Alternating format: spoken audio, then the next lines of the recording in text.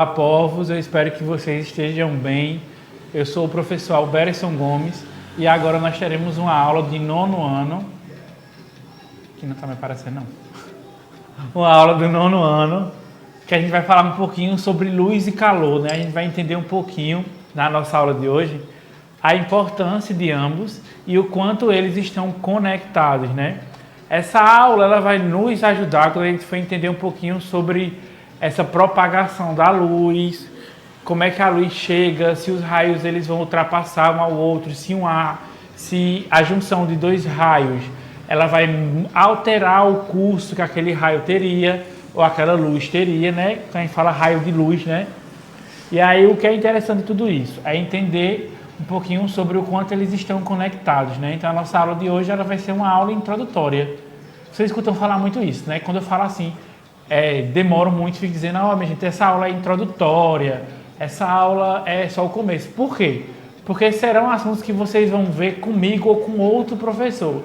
Então talvez comece comigo, mas vai ter outro professor para dar continuidade, ou eu mesmo posso fazer isso. Então quando eu digo que a aula é introdutória, é porque dentro dela existem outros milhões de segmentos que a gente vai poder acompanhar e fazer juntos.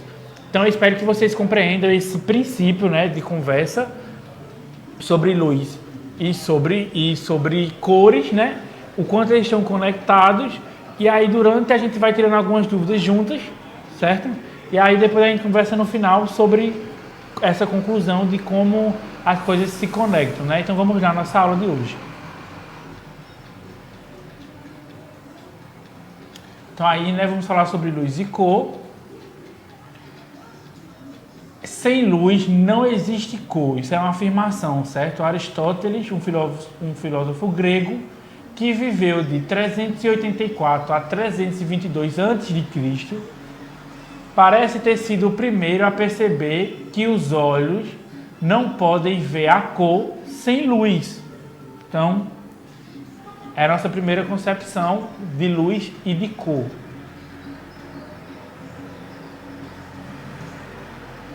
Então vamos lá, né? Quando a gente fala de luz, a gente fala de estímulo. Quando a gente fala de cor, a gente fala de sensação, né? A gente está tendo aquela sensação e essas sensações estão sendo oscilantes, né? Elas vão ter estímulos diferentes, né? Quando eu falo de luz, né? Então eu vou ver uma coisa mais clara, mais escura, eu vou ter essa compreensão. E quando eu falo de cor, serão as sensações que eu estarei tendo ao enxergar essa luz, a enxergar essa propagação, certo? Então vamos dar continuidade. Vamos entender um pouquinho aí sobre a formação da imagem, né? Os nossos olhos funcionam como prismas, né? Um prisma. Você sabe, palavras com muito S, o professor fala parecendo que nem tem língua, né? Então, quando eu falar prismas, vocês tenham paciência comigo, né? Transmitindo ao cérebro, né, tudo aquilo que vemos. O olho é um globo alojado na sua órbita, né? Então aí ele vai estar na sua órbita. No fundo do globo, a retina recebe as imagens, transmitindo-as para o cérebro, né? Então mais ou menos essa imagem lá dentro do nosso olho, ela está de cabeça para baixo, e aí essa função da íris com a córnea e pupila faz com que ele acabe ficando da maneira correta, né? No caso, a função da pupila ela determina a quantidade de luz, tal como a abertura de uma câmera. Na verdade está câmera, mas é uma câmera, na verdade, né? A íris, né, colorida controla o tamanho da abertura da pupila, onde entra a luz, né? Então a gente vai ter aí as impressões de uma íris aberta, a pupila dilatada, né? Íris fechada, pupila contraída. Como é que eu vou entender esse processo de pupila dilatada ou não, né? Se você usa óculos, obviamente você já fez o exame de vista e aí você precisou dilatar a pupila, né? Então, é basicamente esse mesmo processo, né? As cores da luz branca, né? A gente vai entender um pouquinho aí, né? A luz do Sol contém vários tipos de radiações que constituem o espectro, né, eletromagnético. Cada comprimento de onda corresponde a um tipo de radiação, né? Então, olha só, a luz vem branca, né? Ela vai encontrar esse prisma e aí as cores vão ser coloridas, né? Ondas de cores, né? Aí essa onda de cores do prisma, elas já estão pré-estabelecidas ali como vermelho, laranja, amarelo, verde, azul, anil e violeta. Isso tem muita correlação a duas coisas que a gente vai entender daqui a pouco, né? Sobre as cores primárias, que isso é um assunto de artes lá do começo do fundamental, e também sobre uma coisa chamada cromática, ou então aí esse círculo de cores, né? A gente vai ter uma compreensão um pouquinho dela mais para frente.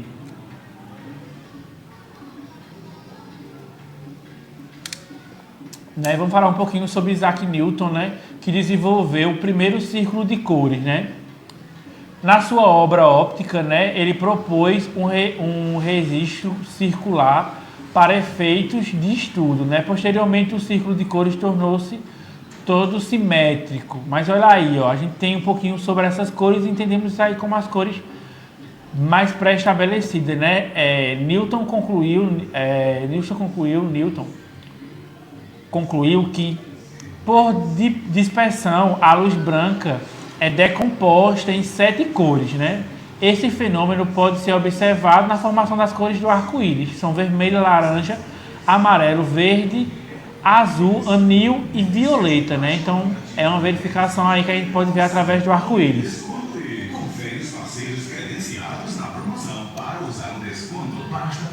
Já Franz, né? Ele fez pesquisa sobre cores e afirma, né, essa afirmação foi no livro Fenômeno da Luz, que a luz branca consiste em alguns comprimentos de ondas que podem ser divididas em 3 grupos, né? Que aí ele vai estar chamando de RGB. A luz de ondas longas, que nos dão a sensação de cor vermelha, aí ele chamou de R. Luz de ondas médias, que nos dão a sensação de cor verde, que ele chamou de G. E luz de ondas curtas, que nos dão a sensação de azul, que é B, né? Então aí, ó, ele meio que fez aí um círculo e nesse círculo ele pré-estabeleceu. Aí a gente sabe que junção de outros tipos de cor, junção de 2 cores pode formar outra, né? Assim criando aí as cores que ele entendeu através da luz branca, nesse fenômeno que ele chama de RGB.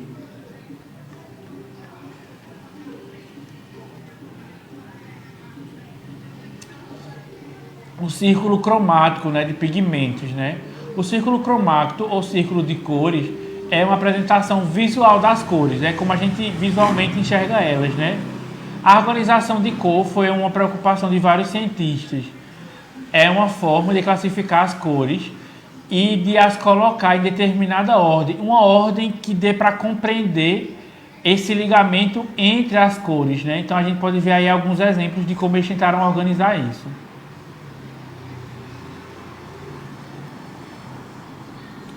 Em 1961, o artista Johannes Itten, né, escreveu o livro O Elemento de Cor, que fala sobre as 3 cores, que as 3 cores primárias são vermelho, amarelo e azul. Então aí a gente já entende um pouquinho sobre as cores primárias, né?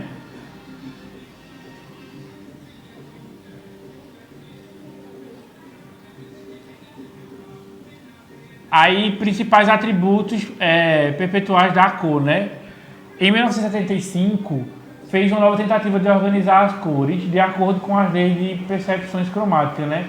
Todas as cores foram ordenadas segundo cor matiz, né? Que é o atributo mais estreitamente relacionado com o estímulo que a gente entende como comprimento de onda, né? Diferentes cores têm tonalidades diferentes. Ele entendeu também através da saturação, né, que está relacionada com a quantidade de branco que está no estímulo. Os tons de monocromáticos são altamente saturados. A cor menos saturada é a branca. Por exemplo, o cor-de-rosa é menos saturado que o vermelho e mais saturado que o branco. O que é que ele quis dizer? Que esse processo de saturação está totalmente correlacionado à cor branca. Então, quanto mais branco for, mais existe um processo de menos saturação, e aí quanto mais longe do branco ele estiver, mais saturado ele é. E aí com relação ao brilho, né? Relaciona-se com a quantidade de luz proveniente da fonte ou refletida, né, pelo objeto.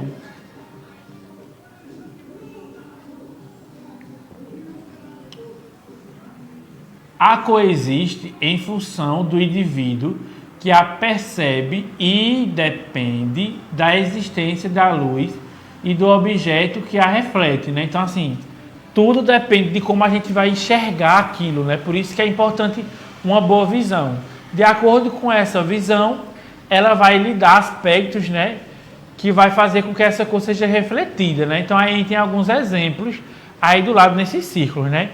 Se você for focar a sua visão nos números, você vai ver que a gente vai ter ali em vermelho e branco 6, em um tom de amarelo laranja 12, em um tom de azul, aí pode ser, depende do quão perto você vê, 13 ou 73. Aí a gente vai ter outras concepções aí embaixo, ó, que aí você vai entender sobre cores, e aí tudo é uma questão de percepção do indivíduo, como é que ele recebe essa percepção de luz, tudo vai depender disso.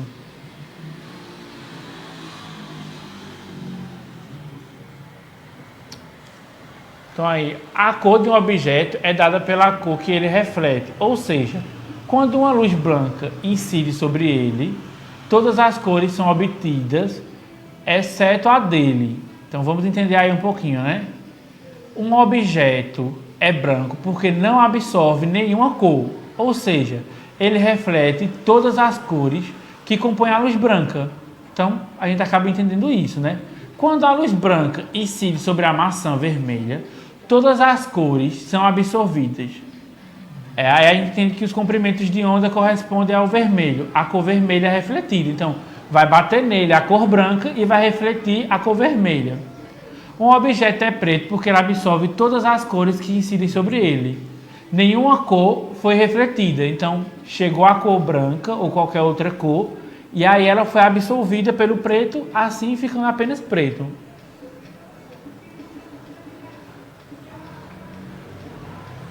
A gente fala um pouquinho sobre síntese aditiva, né? Síntese, né? Aditiva, né? Quando o design está a utilizar o computador para criar material digital, ele vai utilizar, né, a síntese aditiva, né? A síntese aditiva começa com a cor preta e termina com o branco. O que significa que quanto mais cor for acrescentada, o resultado é mais leve e tende a ficar mais branco. Quando se mistura as três cores primárias em intensidade máxima, ela acaba ficando branco, né? Então você pode ver aí, ó, se você juntar aí o verde com o azul, já vai dar um anil. Se você juntar o vermelho com o verde, vai dar um amarelo. Se você misturar o vermelho com o azul, vai dar aí um rosa. E se essas cores foram juntadas no seu máximo, né, na intensidade máxima, vai dar branco.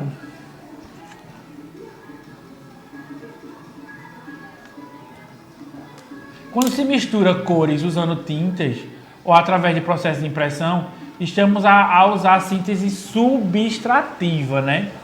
Síntese subtrativa começa com branco e termina com preto. Quando se acrescenta cor, o resultado tende a ficar mais escuro e preto. Então, as cores que não produzem luz são coloridas, né? Coloridos por um processo chamado subtração de cores. Quanto mais cor se misturar, mais escuro vai ser o resultado, né? Então a gente aí tem a mesma impressão lá da primeira parte, só que aí essa junção de cores vai trazer o preto.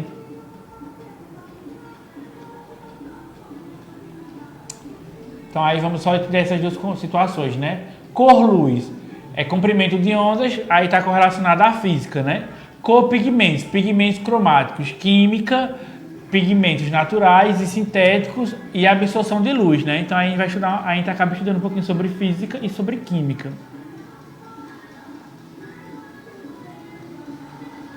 Aí a gente entende um pouquinho sobre cores primárias, né? São cores puras e é a partir delas que se fazem todas as outras cores, né? E quando fala de cores pigmentos, a gente fala sobre as transparentes do RGB, né? Que a gente escutou um pouquinho lá atrás sobre, né? Opacas, SMY.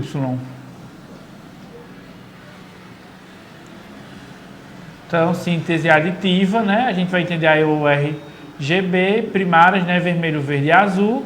E aí a gente vai começar a compreender que a junção de cores, na sua maior intensidade, vai nos dar branco. Já na síntese subtrativa, né, subtrativa, a gente entende que a junção dessas cores primárias, sendo elas ciano, magenta e amarelo, a junção delas vai fazer uma intensidade maior, que vai ficar o quê? Preto. As cores secundárias aí vão vir dessas regiões, né? São as cores que resultam da mistura das partes iguais ou duas cores primárias, né? Aí a gente vai ter aí as cores que a gente já tinha percebido antes, e aí dessas cores são geradas outras milhões de cores.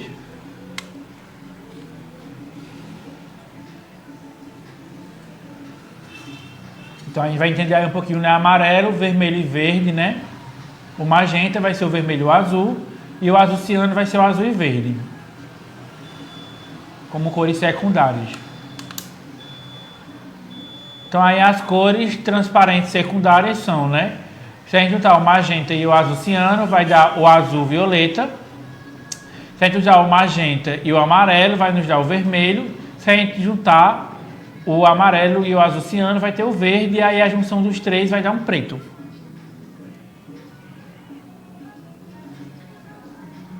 Aí a gente vai entender um pouquinho sobre os círculos, a gente vai só ver aí um pouquinho sobre os círculos cromáticos, né? Como é que foi tentado fazer essa divisão de cores, né? Para que elas ficassem assimétricas e compreensíveis.